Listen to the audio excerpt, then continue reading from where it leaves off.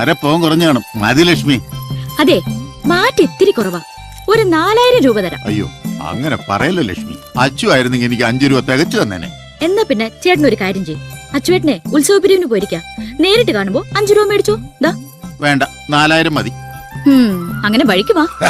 അവറാച്ചോ, തന്റെ അഭ്യാസമൊന്നും അവിടെ അടുത്ത് നടക്കില്ല. കിട്ടിയത് മേടിച്ചോണ്ട് വേഗം സ്ഥലം വിടാൻ നോക്ക്. അച്ഛാ, ഊണെടുക്കാറായോ? വേണ്ട മോളെ, അച്ഛൻ കൂടെ വരട്ടെ. ഉത്സവ കമ്മിറ്റി പ്രസിഡന്റ് സംഭാവന പിരിക്കാൻ നടന്ന് ഇനി ഏത് സമയത്ത് വരാനാ? അച്ചുവേട്ടൻ വരാൻ ഒരു നേരാവും. നീ അച്ഛനുള്ള ഭക്ഷണം എടുത്ത് മേശപ്പുറത്ത് വെച്ചോ.